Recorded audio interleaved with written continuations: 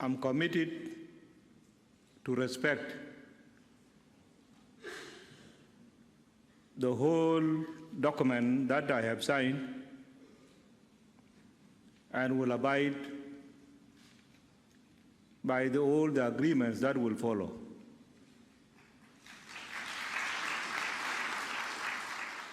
That was President Salva Kiir after he signed an historic peace deal with his former vice president turned rival Reik Machar. It was supposed to help end South Sudan's almost 5-year civil war, which has claimed thousands of lives and left millions homeless. But within a matter of hours, the ceasefire was violated, with both sides accusing the other of firing first. It's not the first time a peace deal has failed. In 2015, both parties signed an agreement to end the violence, but that collapsed within a year. So how can South Sudan achieve peace? Well, let's ask our panel. Joining me now from Sioux Falls, South Dakota, we have Goi Jooyul Yol.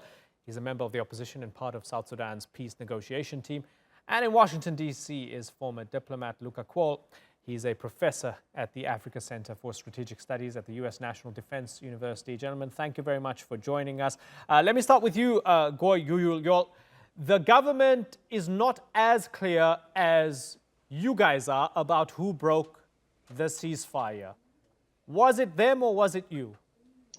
If you could remember, Imran, many peace agreements were signed and ceasefires were signed, and they did not hold for the next 24 hours of signing them. This time, it is the government that is being blamed to have attacked us in Kajukeji, attacked us in Lair, and other areas. What are you going to do now? Are you going to attack them back, or are you going to stay committed to the Khartoum Declaration? No, we are committed to that peace agreement in Khartoum. You know, people have suffered a lot, and it's time now to stop the war. At this juncture, we are committed, and we have called our forces to just respond in self-defense and not to pursue any fight. Luka Kuol, what does it say that within 24 hours of a major declaration of peace between Kiir and Machar, we have fighting again? I think people should not be surprised. I think these two leaders have consistently shown that they will not be able to work together, but also they will not be able to stop the war. And it is very clear that the whole international community, the region, the people of South Sudan, they know for sure these two leaders, there is no way they can be able to help the people of South Sudan to retain their life. So I'm not surprised, because the two parties, the government and the opposition, they don't have control over their armies. Because if you take the government of South Sudan, they don't have even the command of their forces. Leave alone you have, these are the people not paid for 7 months. And the same thing for the opposition. You have a fraction and then divided. So these are the people that don't have command of their forces. Even though they are talking about 72 hours, we are going to see even more to happen. And that's why some of us, we are saying these two leaders, they should be candid enough to accept that they have failed the country. And then they should step down and give chance to young generation to take us through until elections are held. Yeah. So we should not be surprised. We are going to see even more. Okay, and that's depressing to hear. So Goi, let me ask you, tens of thousands dead, all international goodwill gone. Everybody was so excited about South Sudan becoming its own independent country.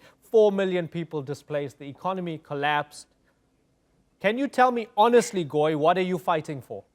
It's very unfortunate. You know, we just got independent in 2011, and people of South Sudan were having a lot of hopes to have a better country that is new with a lot of resources. But unfortunately, the system in Juba dashed the hopes of the people. And the reason the opposition is there is to reform the lives of the people and to bring people back, the life back to normalcy. You know, you have in South Sudan an army that kills its own people. You have a system that is not transparent. There's a lot of corruption in the oil sector. There's no accountability. You know, you cannot run a country like that. You cannot have a country that that is being run like a private company. You know, for that reason, SPLMIO is there to bring in reforms for the people of South Sudan in military sector, in security sector, and all the sectors that are there in. Okay, but Goi, it's not just Luka criticizing both sides. We have Musa Faki Mohammed, the AU chief, saying we are now used to the key actors in South Sudan not respecting their commitments. The situation is intolerable. It is time to act, to accept our responsibility. So it's not just critics of the government and the opposition saying both sides. It's actually the African Union trying to sort this out, trying to stop the bloodshed, trying to stop the refugees from being displaced internally and externally. They're saying all those things that you're criticizing the government over, you guys are doing as well.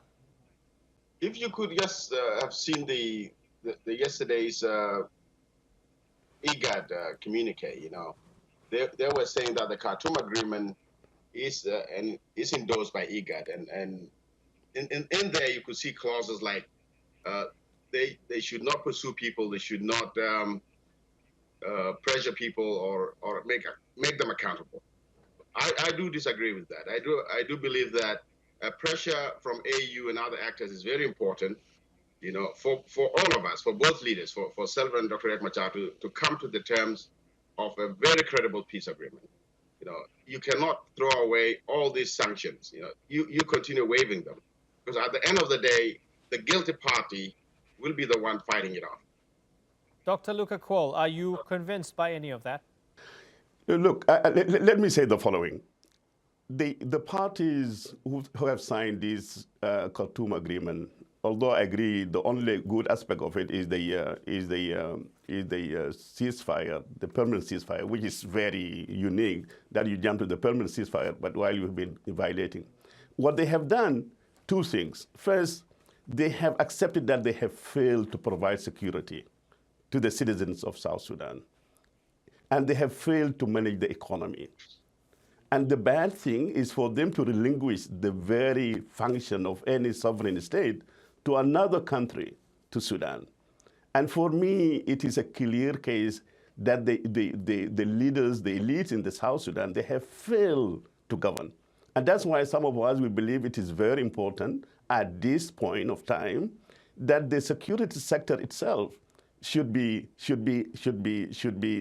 managed by a third party, especially the African Union, I mean the Regional Protection Force and United Nations mission in South Sudan, while you reform the security sector. And I think it's very important. They have accepted already in the security arrangement. Okay. The second one is the economy itself. The economy itself. Right. Finish your point. Yeah, the economy itself. There's no way you can hand over the oil sector to Sudan, a corrupt country.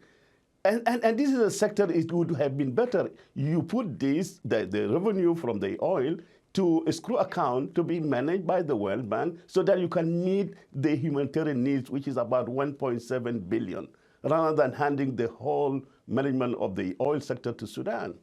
Okay, so two interesting points. Goi, let's look at security first.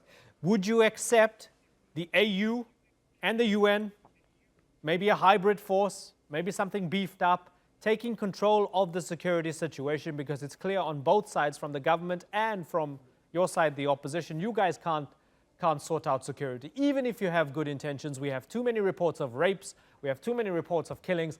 Enough is enough. UN troops, UN and AU troops on the ground, do you accept that? You know, if you look at the ceasefire agreement, you know, we signed that as a good faith to start forward to implement other issues. Khartoum being in the picture is not really the case here, because Khartoum is part of IGAD, and IGAD is endorsing this agreement, and I would not go to that side. But I would clearly agree with you that we need a higher mechanism. You know, we need somebody like AU to monitor the ceasefire and to implement the security arrangements. You know, that one would be more credible enough, because we have seen the IGAD, we have seen the CITESAM. Up to this point, they're not able to do that.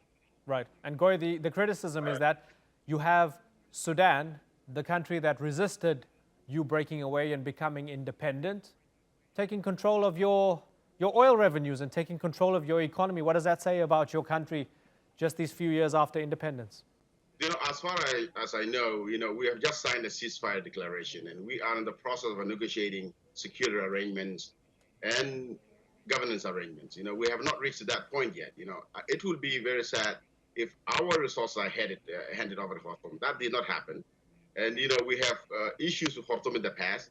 And I believe that historical issues should not have bearing on the current peace.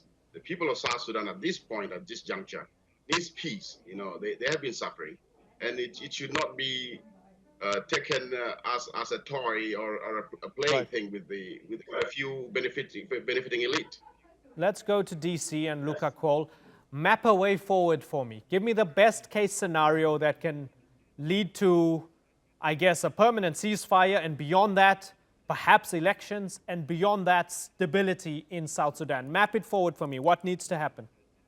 I think what needs to be happening is that for the African Union, and it is good what Musa, the chairman of the African Union, said, these two leaders, they should be asked to really step down and give way voluntarily with a clear packages for them if they exit in decency, and then to allow the new generation to come in. Like what is happening in Ethiopia, you have a new leader with the prime minister deciding to step down to give the young generation a hope for the nation. Ethiopia now is changing because of that one. So African Union should really convince the two leaders to step down and allow a new generation to come. Second, I think we should accept, and the African Union should accept the fact that the security sector is so important. These parties, they don't have control of their forces. And it is very important, you need more than 2 years in order to build a national army or even a national police. Meanwhile, African Union and the international community, especially the regional protection forces, to really come in and in order to help the country in maintaining the security. It happened in many countries. Liberia is a good example. The third is about the economy. The economy itself, it is very important. The reports by the Global Witness showed clearly how the elites are abusing this oil. While people are dying, half of the population of South Sudan are food insecure or facing famine. It is a high time for the international community to put the revenues of the oil into escrow account, but to be managed by a third party like the World Bank, and the focus actually to address the humanitarian needs, and then to go for the real restoring the livelihoods of the people. Right. Chances are there. I think these are options that can easily be done by the African Union, and the African Union should take the lead, and then the international community will come in. If you come back and you say you are going to have the same status quo of Salva Kiir and Reik Machar coming back, I am doubting whether the international community will be willing to support any government under the leadership of these two gentlemen. Okay, fresh blood as a start, perhaps. But we do know the humanitarian situation is terrible right now for the people of South Sudan, and we hope that comes to an end very, very soon. Goi Jooyul Yol and Luka Kuol, for the moment, let me thank you for joining us here on The Newsmakers.